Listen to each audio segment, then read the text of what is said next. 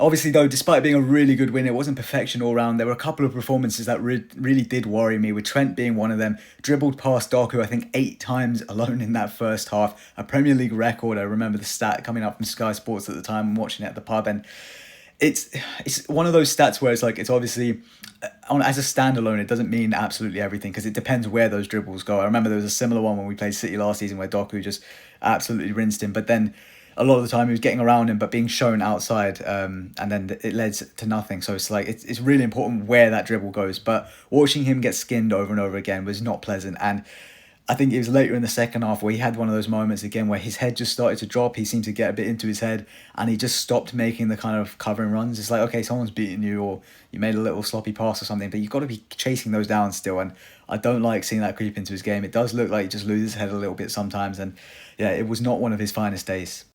The other performance was Luis Diaz, just out on the left, another really ineffective game from him. He looks a shadow of what we saw from him at the start of the season, which was just so promising of, is Diaz finally going to kind of turn that page and reach that kind of next level? But he's retreated a little bit back to the Diaz of old, kind of end product lacking, a lot of dribbles that just weren't really leading anywhere, running into kind of no one.